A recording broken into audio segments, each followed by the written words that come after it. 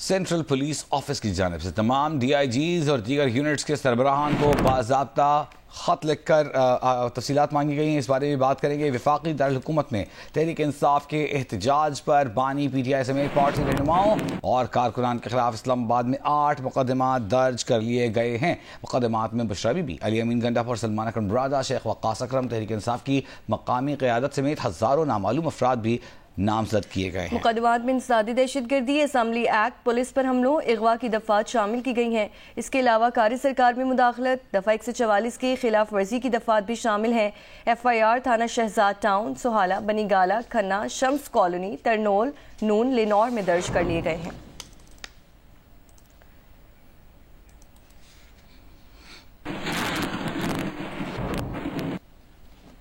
Central police office کی جانب سے تمام ڈی آئی جیز اور دیگر یونٹس کے سربراہان کو باضابطہ خط لکھ کر پولیس کی غیر جانبداری کو برقرار رکھنے کے لیے آنسو گیس اسٹاک سے متعلق تفصیلات مانگ لی گئی ہیں. تفصیلات جانیں گے. نمائندہ جیو نیوز ابو بکر صدیق ہمارے ساتھ موجود ہیں. ابو یہ بتائیے گا کہ سینٹرل پولیس آفس سر کے پی کی جانب سے آفس کی جانب سے خط لکھا گیا ہے، تو کیا شبہ یہ ہے کہ کچھ آنسو گیس استعمال ہوئی ہے؟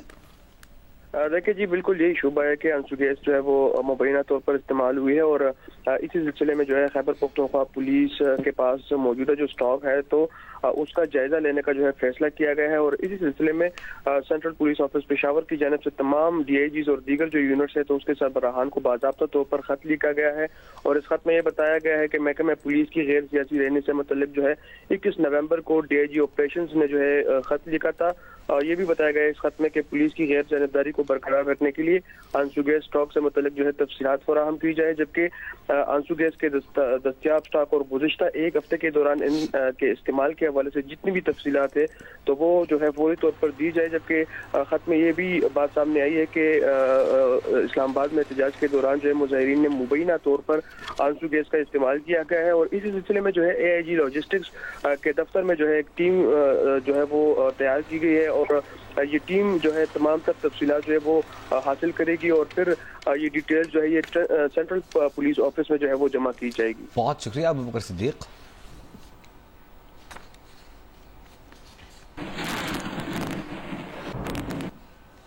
اسلام آباد سے بشرا بی بی کے اپنی گاڑی سے علی امین گنڈاپور کی گاڑی میں منتقل ہونے کی ویڈیو سامنے آ گئی ہے. ذرائع کے مطابق جنا ایونیو پر آپریشن کے بعد بشرا بی بی اپنی گاڑی میں سیکٹر G8 پہنچی اور اپنی گاڑی سے علی امین گنڈاپور کی گاڑی میں سوار ہو گئی. ویڈیو میں علی امین گنڈاپور کی سیکیورٹی ٹیم کی 2 گاڑیوں کو بھی دیکھا جا سکتا ہے. بشرا بی بی منگل کی رات 11:56 پر اپنی گاڑی سے علی امین کی گاڑی میں سوار ہوئیں. بشرا بی بی علی امین کی گاڑی میں سیکٹر G8 سے ماگلا روڈ کی طرف روانہ ہوئیں. بشرا بی بی علی امین گنڈاپور ماگلا روڈ سے پیر سہاوا روڈ پر گئے اور پھر خیبر پختونخوا کی طرف نکل گئے.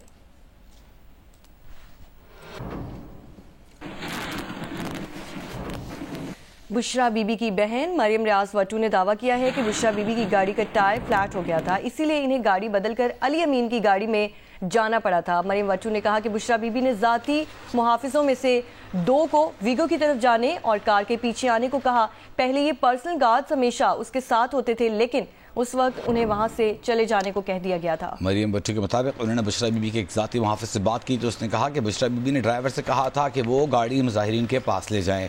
جیسے ہی احتجاج ختم ہوا بشرا بی بی کی بہن مریم ریاض وٹو نے ابتدائی بیان یہ دیا کہ وہ ڈی چوک میں ہی موجود ہیں، ڈٹی ہوئی ہیں. پھر ان کا بیان آیا کہ انہیں ان کی مرضی کے برخلاف علی امین گنڈاپور نے اپنی گاڑی میں بٹھا کر لے گئے. اور اب یہ نئی ویڈیو آنے کے بعد نیا بیان مریم بٹو صاحبہ کا سامنے آیا ہے.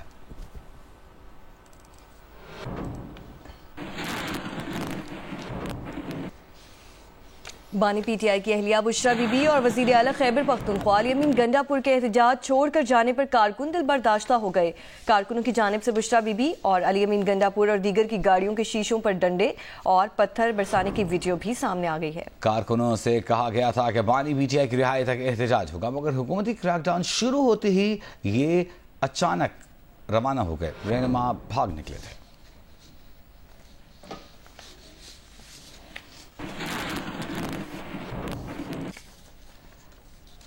وزیر دفاع خواجہ آصف نے کہا ہے کہ پی ٹی آئی کو چیک کرنا چاہیے کہ بشرا بی بی کہیں گیم تو نہیں کھیل گئیں. وزیر دفاع نے پی ٹی آئی کو مشورہ دیا کہ چیک کرنے میں کوئی حرج نہیں ہے. سوشل میڈیا پر بیان میں کہا کہ سنجانی میں بیٹھنے پر بانی پی ٹی آئی اور پارٹی لیڈرشپ راضی تھی. یہ سنجانی بیٹھ جاتے تو آج انٹرنیٹ سڑکیں بند ہوتے. ڈی چوک کے حملے کا خطرہ رہتا. حکومت کو تو بشرا بی بی کا تہہ دل سے مشکور ہونا چاہیے.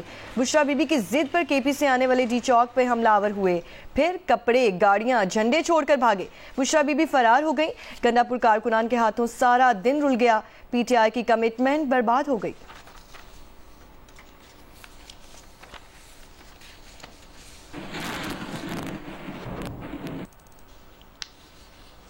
شوکت یوسف زئی نے بیرسٹر گوہر اور سلمان اکرم راجہ سمیت پی ٹی آئی کی مرکزی قیادت پر سوال اٹھا دیے. انہوں نے کہا کہ احتجاج میں پی ٹی آئی پنجاب نظر نہیں آئی اور نہ ہی پارٹی کی مرکزی قیادت. بانی پی ٹی آئی نے سنجانی جانے کو کہا تھا. پارٹی قیادت ان کی بات نہیں منوا سکتی تھی تو استعفیٰ دیتی. جس کے پروگرام آج شاہ زیب خانزادہ کے ساتھ میں بات کرتے ہوئے شوکت یوسف زئی نے کہا کہ بشرا بی بی غیر سیاسی خاتون ہیں. اگر انہوں نے کوئی ضد بھی کی تھی تو پارٹی قیادت کیا اتنی کمزور تھی کہ اپنے فیصلے نہیں منوا سکتی تھی؟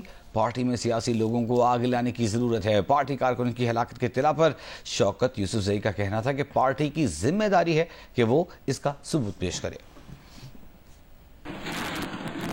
امین گڈاپور صاحب, بشرا بی بی, انہوں نے تو یہاں تک کیا کہ لوگوں کو, ورکروں کو یہ لے کر چلے گئے وہاں تک. جو باقی لیڈرشپ تھی وہ بالکل نظر نہیں آئی. نہ پنجاب کی لیڈرشپ نظر آئی اور نہ ہی باقی ہماری مرکزی لیڈرشپ نظر آئی. تو یہ کیوں؟ اگر ہماری مشاورت ہو جاتی تو ہم اس چیز ایوائڈ بھی ہو سکتی. حکومت بھی اگر چاہتی اسی رات کو بھی ایوائڈ ہو سکتا تھا. بشرا بی بی غیر سیاسی خاتون ہے نا. اگر انہوں نے ضد بھی کی ہوتی نا تو پارٹی کی لیڈرشپ کیا اس طرح کمزور ہے کہ وہ اپنے فیصلے نہیں کر سکتی تھی؟ اور اگر فیصلے نہیں کر سکتی تھی تو اسی وقت کہہ دیتے ہیں کہ جی ہم ہینڈز اپ ہو جاتے ہیں اور ریزائن کر دیتے تھے. پارٹی کی لیڈرشپ ہے, انہوں نے کیا رول ادا کیا؟ حکومت نے تو آلریڈی سرنڈر کر دیا. اگر ہم اٹک کے اوپر بھی بیٹھ جاتے ہیں نا تو 2 دن بعد حکومت گھٹنا ٹیک دیتی. بہت سارے سینئر لوگ ہیں جو 96 سے پارٹی کے ساتھ ہیں, کوئی مشاورت ہمارے ساتھ نہیں ہوتی ہے. بندہ ڈیلیور نہیں کر سکتا, اس کو مشکلات ہیں یا اس کی سیاسی سوجھ بوجھ نہیں ہے, تو ریزائن کر دے. آپ بیرسٹر گوہر اور سلمان اکرم راجہ ان لوگوں کی بات کر رہے ہیں؟ بالکل میں کر رہا ہوں. بہت بڑی پارٹی ہے, پاپولر پارٹی ہے پاکستان تحریک انصاف پاکستان کی. ان حالات میں سیاسی لوگوں کو آگے لانے کی ضرورت ہے. ذمہ داری ان کی ہوتی ہے جن کے پاس عہدہ ہوتا ہے, جن کو ذمہ داری دی گئی ہوتی ہے. آپ اٹیک آئے, آپ کو اگر سیاسی سوجھ بوجھ ہوتی تو میں کہتا ہوں آپ اٹیک پہ بیٹھ جاتے تو حکومت گھٹنا ٹیک دیتی. پھر تو اس کا مطلب یہ ہے کہ اٹک تو چلے پھر دور ہے, اگر سنجانی میں بیٹھ جاتے تو اور زیادہ اچھا ہوتا, پھر حکومت گھٹنے ٹیک دیتی. بہت ساری غلطیاں سامنے آئی ہیں, لیکن میں یہ کہہ رہا ہوں کہ ہم نے سیاسی مذاکرات کو اہمیت کیوں نہیں دی.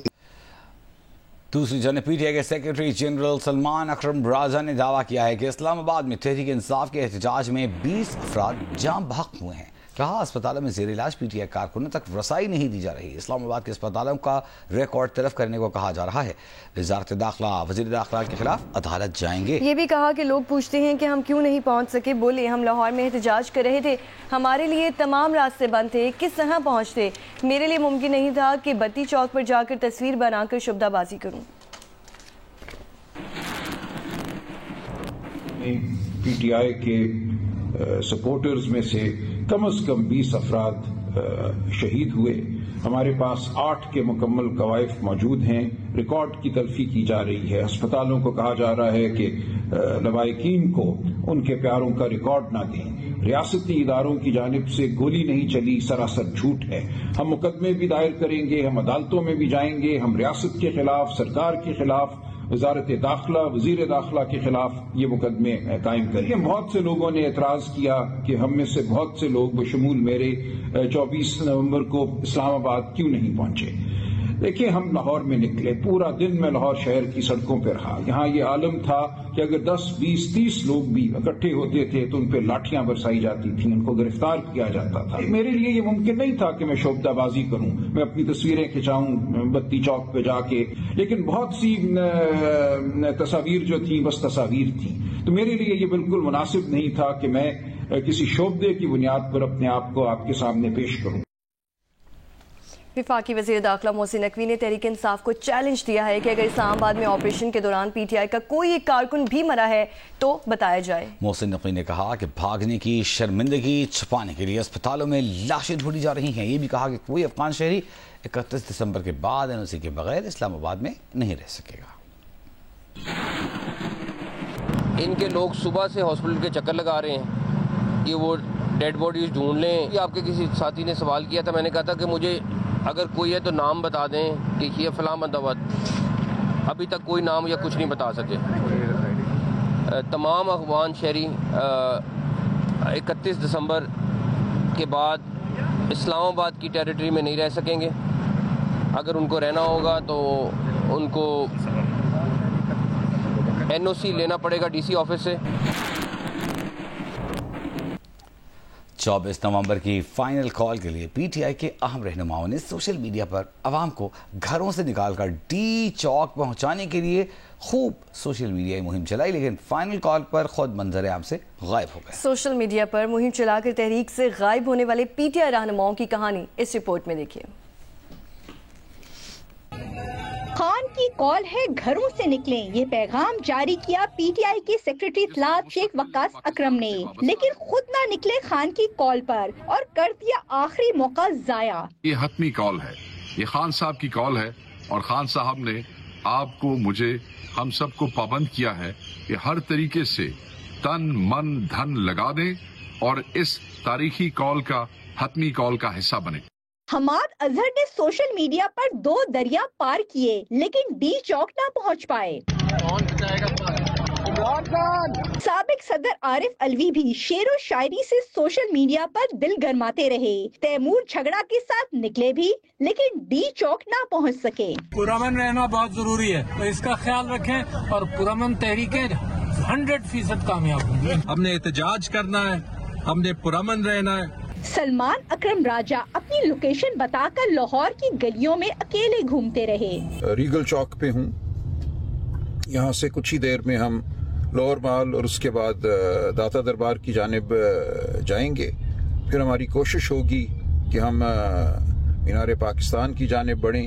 صاحبزادہ حامد رضا نے پولیس کی ایفیشنسی کا تمسخر اڑا کر سوشل میڈیا پر بتایا کہ وہ ہے اسلام آباد رواں دواں، لیکن دیگر روپوش PTI رہنماؤں کی طرح پولیس کے ساتھ احتجاجی عوام بھی انہیں نہ ڈھونڈ پائی. نوشین یوسف، جیو نیوز، اسلام آباد. وزیر اعظم شہباز شریف نے کہا ہے کہ ملک کو نقصان پہنچانے والے ہاتھ توڑ دیں گے. ایک شخص نے اپنے مفاد کے لیے پورے ملک کو داؤ پر لگا دیا ہے. یہ تحریک نہیں، تخریب کاری ہے، فتنہ ہے. کابینہ اجلاس سے خطاب میں کہا کہ اب سخت فیصلوں کا وقت آ چکا ہے. وزیر اعظم نے کہا کہ ترقی کرنی ہے یا روز روز دھرنوں کا سامنا کرنا ہے. آج کے بعد ان فسادیوں کو کوئی موقع نہیں دیں گے.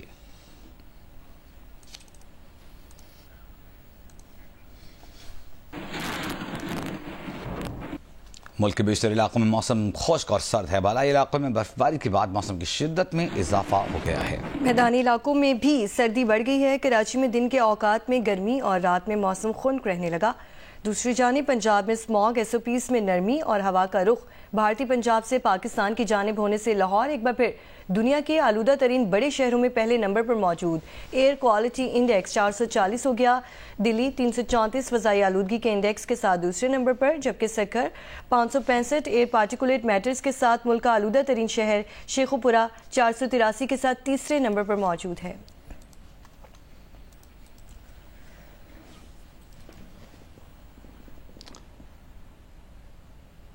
ملتان میں موسم میں سرما کے آغاز کے ساتھ ہی ڈرائی فروٹس کی مانگ میں اضافہ ہو گیا ہے. مزید بتا رہی ہیں صالحہ ملک. جی، ملتان میں بھی موسم سرما کا آغاز ہو چکا ہے اور موسم سرما کے شروع ہوتے ہی لوگوں کی بڑی تعداد جو ہے وہ ڈرائی فروٹس کی ریڑھیوں کا رخ کر رہی ہیں اور جو دکانیں اور جو ریڑھیاں ہیں وہ سج چکی ہیں جس میں بادام، پستہ وغیرہ فروخت کیے جا رہے ہیں. لیکن پچھلے سال کی نسبت جو ان کی قیمتوں میں کچھ اضافہ دیکھا جا رہا ہے، جن میں پستے جو ہیں وہ 3600 روپے پر کلو فروخت کیے جا رہے ہیں، بادام 2800 روپے پر کلو، کاجو 3600 روپے پر کلو، اخروٹ 2800 روپے پر کلو، مونگ پھلی 1000 روپے پر کلو، چلگوزہ جو ہے وہ 18000 پر کلو فروخت کیا جا رہا ہے. شہریوں کا کہنا ہے کہ سردیوں کے ہی جو میوہ جات ہیں یہ کھائے جاتے ہیں اور ڈاکٹرز کی طرف سے بھی یہی کہا جاتا ہے کہ زیادہ سے زیادہ ڈرائی فروٹس کا استعمال کریں تاکہ سردی سے بچا جا سکے. لیکن جو قیمتیں ہیں وہ پچھلے سال کی نسبت کافی زیادہ بڑھ چکی ہیں جس سے پریشانی کا سامنا ہو رہا ہے. جی، موسمی سرما کی آمد کے ساتھ ہی فیصل آباد کی مچھلی منڈی میں عوام کا رش بڑھنے لگا ہے. تاہم قیمتیں زیادہ ہونے کے باعث خریداری کیے بغیر لوٹنے والوں کی تعداد زیادہ ہے. عرفان اللہ کی رپورٹ. یہ فیصل آباد کی مچھلی منڈی ہے جہاں مچھلی کی خریداری کے لیے آنے والے خریدار گزشتہ سال کی نسبت قیمتوں میں اضافے پر مایوس نظر آتے ہیں۔ ماڑا بندہ نہیں کھا سکتا، ماڑا بندہ نہیں مچھلی کھا سکتا، نہ سردی ہے گی، سردی تو باوجود بھی اتنا ریٹ جا رہا ہے۔ مچھلی خریدنے آئے ہیں یہاں پہ، لیکن مچھلی کا ریٹ جو ہے بہت زیادہ ہے۔ ابھی تو سردی زیادہ آئی بھی نہیں ہے، لیکن اس کے باوجود ریٹ بہت زیادہ ہے۔ منڈی میں رہو، پام، ملی، شنگھاری سمیت کئی اقسام کی مچھلیاں فروخت کے لیے رکھی گئی ہیں، جن کی قیمتیں 550 روپے سے 2100 روپے فی کلو گرام ہیں۔ تاجروں کا کہنا ہے کہ انہیں کراچی سے ہی مچھلی مہنگی مل رہی ہے۔ سال تقریباً جو ہے وہ ہمیں 2100-2200 روپے میں بیٹھ رہی ہے، اور اسی طرح پچھلے سال جو مچھلی تھی نا، روہو اور ڈمرا اور تھیلا، جو 350 میں ملتی تھی، اویلیبل تھی، وہ اس وقت ہمیں 550 میں 520 میں مل رہی ہے۔ مچھلی منڈی میں قیمتیں بڑھنے سے جہاں خریدار پریشان ہیں تو وہیں فروخت میں کمی سے مچھلی کے تاجر بھی شدید مایوسی کا شکار ہیں۔ کیمرامین علی اسلان اور محمد عثمان کے ساتھ عرفان اللہ، جیو نیوز، فیصلہ آباد۔ سندھ حکومت اور جرمن ڈیولپمنٹ کوآپریشن کے اشتراک سے خواتین کو کام کی جگہوں پر استحصال سے بچانے کے لیے تقریب کا انعقاد کیا گیا۔ اس موقع پر پاکستان ٹیکسٹائل انڈسٹری میں 16 دن کی سرگرمی کے عنوان سے خصوصی مہم کا آغاز کیا گیا ہے۔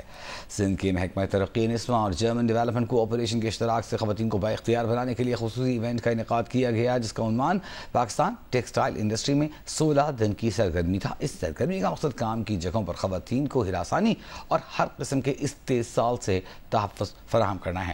تقریب میں اہم سرکاری محکموں کے حکام، ٹیکسٹائل انڈسٹری، سول سوسائٹی کے نمائندوں نے شرکت کی۔ صوبائی محکمہ ترقی نسواں کے سیکرٹری رشید احمد زردار شرکاء کا شکریہ ادا کرتے ہوئے مہم کی اہمیت پر روشنی ڈالتے رہے، جبکہ صوبائی وزیر برائے ترقی نسواں شاہینہ شیر علی نے کہا کہ کام کی جگہوں پر خواتین کو صنفی استحصال سے بچانے کے لیے سندھ حکومت نے ٹھوس اقدامات کیے ہیں۔ تقریب میں ٹیکسٹائل انڈسٹری کے نمائندوں نے اپنے اپنے شعبوں میں خواتین کو سازگار اور محفوظ ماحول فراہم کرنے کے اقدامات سے آگاہ کیا۔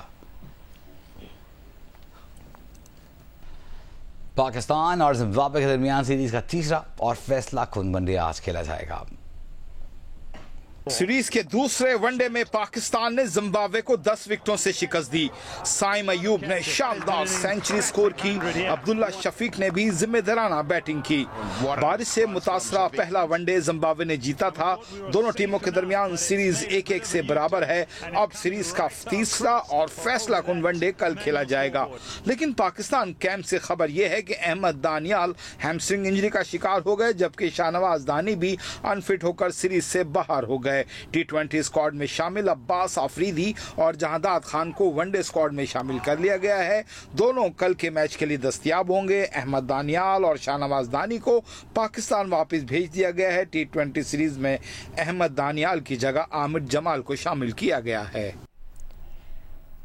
آئی سی سی چیمپئنز ٹرافی کے مستقبل پر غور کے لیے انٹرنیشنل کرکٹ کونسل کی بورڈ میٹنگ جمعے کو ہوگی۔ ذرائع کے مطابق بورڈ اجلاس میں چیمپئنز ٹرافی کے لیے ہائیبرڈ ماڈل اپنانے کا آپشن پیش کیا جائے گا اور پاکستان کو منانے کی کوشش کی جائے گی۔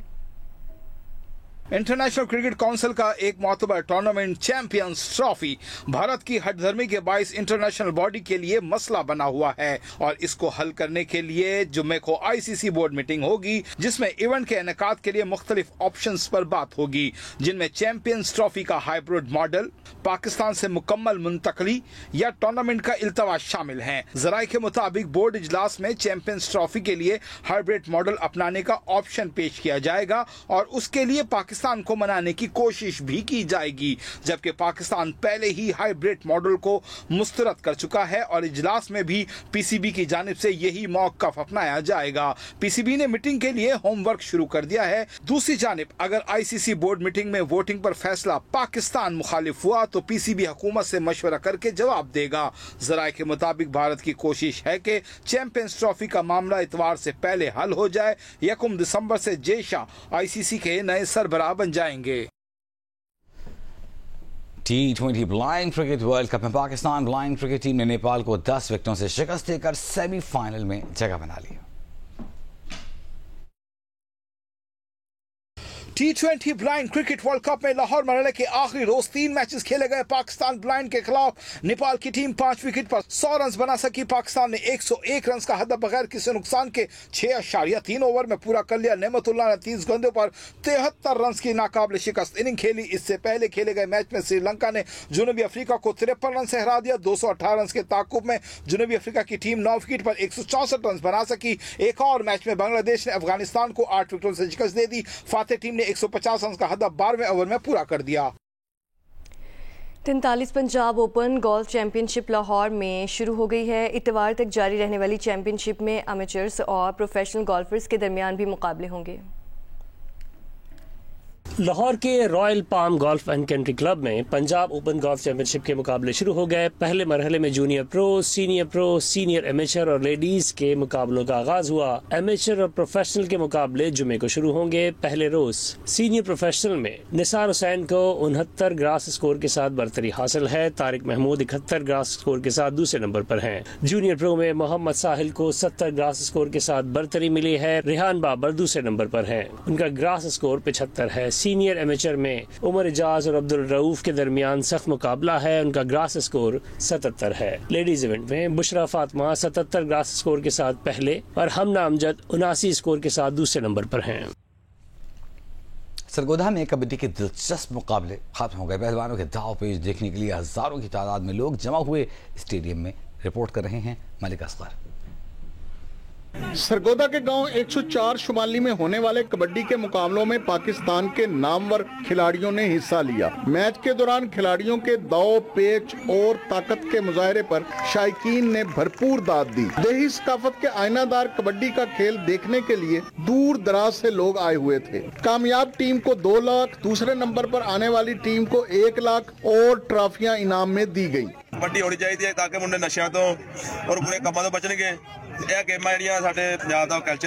कबड्डी टूर्नामेंट के मुंतजमीन और जीतने वाले खिलाड़ियों का कहना था कि कबड्डी का खेल अब देही इलाकों के साथ साथ शहरी इलाकों में भी पसंद किया जाने लगा है। ये खेल पंजाब की सकाफत का आईनादार है। हुकूमत को इसकी सरपरस्ती करनी चाहिए। कैमरामैन जहीर खान, मंशा कलियार के साथ मलिक मोहम्मद असगर, जियो न्यूज, सरगोधा। कराची के गुलशन इकबाल टाउन के ज़ेर एहतमाम 6 स्कूलों के 50 तलबा में यूनिफॉर्म तकसीम की गई। तकरीब से खिताब में अमीर जमात इस्लामी कराची मुनइम सफ़र ने कहा कि सिंध में 73 लाख बच्चे स्कूलों से बाहर हैं। उनका कहना था कि किसी पार्क या स्कूल को निजी इदारे के हवाले नहीं करेंगे। गुलशन इकबाल टाउन के ज़ेर एहतमाम नेशनल बस्ती स्कूल में एक तकरीब मुनक़्क़िद की गई, जिसमें टाउन चेयरमैन डॉक्टर फवाद और अमीर जमात इस्लामी डॉक्टर मुनइम सफ़र समेत जमात इस्लामी की दीगर रहनुमा और सरकारी अफसरान ने शिरकत की। तकरीब में गुलशन टाउन के 6 मुख्तलिफ स्कूलों के 50 तलबा में यूनिफॉर्म्स और जूते तकसीम किए गए, जबकि असातिज़ा में गाउन तकसीम किए गए। इस मौके पर तलबा ने मुख्तलिफ टैबलोज पेश किए।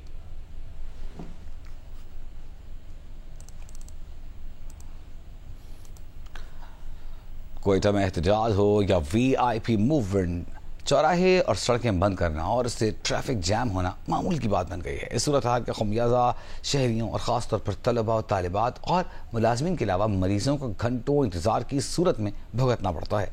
देखिए नदीम कासर की रिपोर्ट।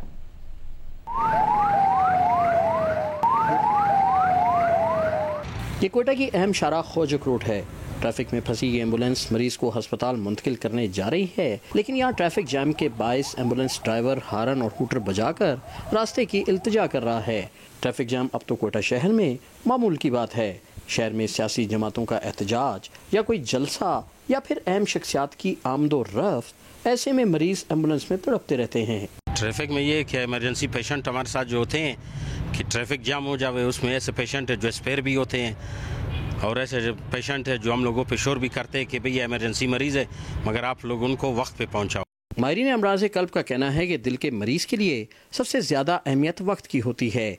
जितनी जल्दी मरीज़ को अस्पताल पहुंचाया जाता है उतना ही उसके लिए फ़ायदेमंद होता है, लेकिन बदकिस्मती से कई मरीज़ तो ट्रैफिक जैम की वजह से अस्पताल पहुंचने से कबल ही रास्ते में दम तोड़ जाते हैं। कार्डियक में हमारा एक मकूला है कि टाइम इज़ मसल। जितना टाइम डिले होगा वो पेशेंट के मुस्तकिल हार्ट मसल डैमेज होने के चांसेस उतने ज़्यादा होते हैं। एक एक सेकंड, एक एक मिनट हमारे पास कीमती होता है। بلوچستان حکومت نے شہریوں سیاسی جماعتوں کے احتجاج کے لیے شہر کی مصروف شاہراہوں پر احتجاج کی بجائے شہر کے بیچوں بیچ ریلوے ہاکی گراؤنڈ مختص کیا تھا، لیکن مظاہرین اور سیاسی جماعتوں نے حکومتی ہدایات کو ہوا میں اڑا دیا ہے۔ کیمرہ مین اکمل راجر کے ساتھ ندیم کوثر، جیو نیوز، کوئٹہ۔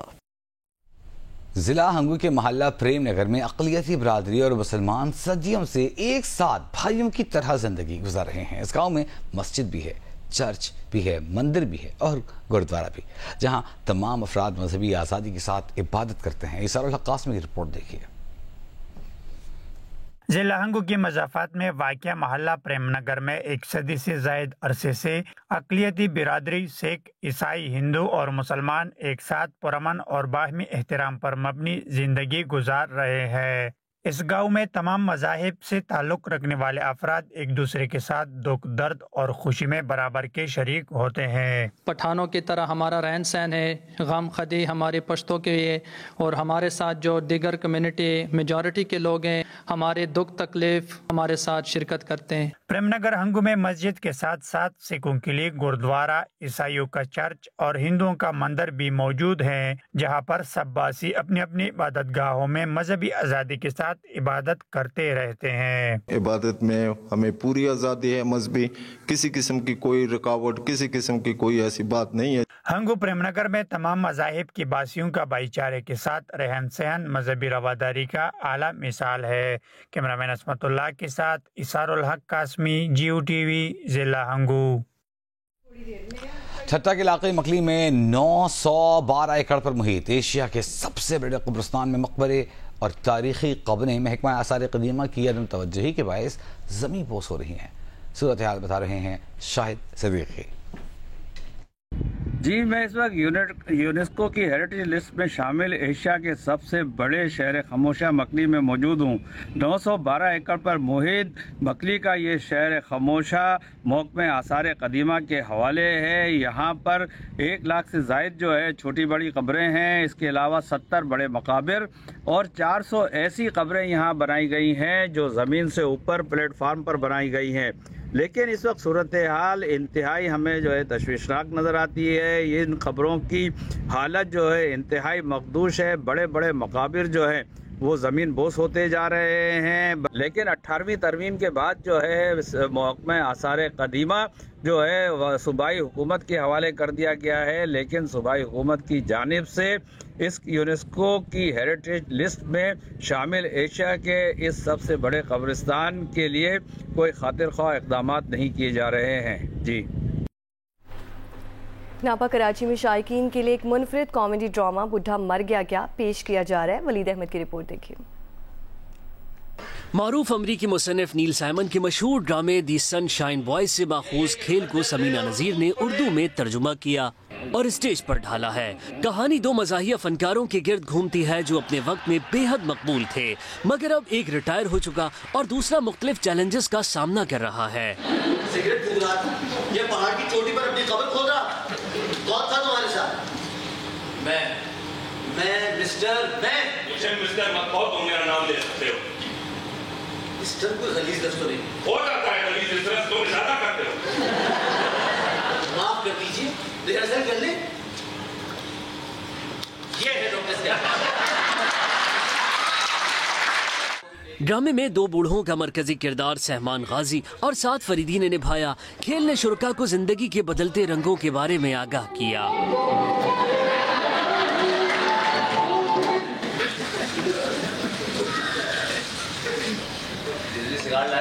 آپ کو ڈاکٹر نے تمباکو نوشی کرنے سے منع کیا۔ کھیل میں بہت ساری ہنسی، قہقہے، نوسٹالجیا، پی ٹی وی، اے خدا میرے ابو سلامت رہیں اور عالمگیر کے گانے، بہت کچھ، بہت مزیدار چیزیں ہیں۔ فنکاروں کی شاندار اداکاری، مکالموں کی برجستگی اور کہانی کی گہرائی نے شائقین کو اپنی طرف کھینچ لیا۔ مجھے بہت اچھا لگا، بہت فنی شو ہے، بہت ڈفرینٹ ہے۔ جو ہماری نئی جنریشن ہے ان کے اندر دوبارہ سے اس طرح کے تھیٹرز اور شوز سے جو ہے دوبارہ سے ان کے اندر انٹرسٹ ڈیولپ ہو رہا ہے، تو آئی تھنک ایسے اور چیزیں جو ہے وہ ہونی چاہیے یہاں پہ۔ تو آپ کا کلچر ریوائیو ہو رہا ہے۔ آئی ڈونٹ تھنک اب کی جنریشن ایسی ہے جو کہ ایک 80s اور 90s کا ماحول ہو اور وہ والے ٹیلی فونز ہوں، اور آپ آج بیٹھ کے وہ پرانا زمانہ اس سب چیزیں وہ لینگویج انجوائے کریں. کھیل بڈھا مر گیا کیا اتوار تک ناپا میں جاری رہے گا. کیمرمین عدنان علی کے ساتھ ولید احمد، جیو نیوز کراچی. لیکن شائقین کو کچھ پتہ ہی نہیں چلا، انہوں نے تو بے اندازہ تالیاں بجائیں.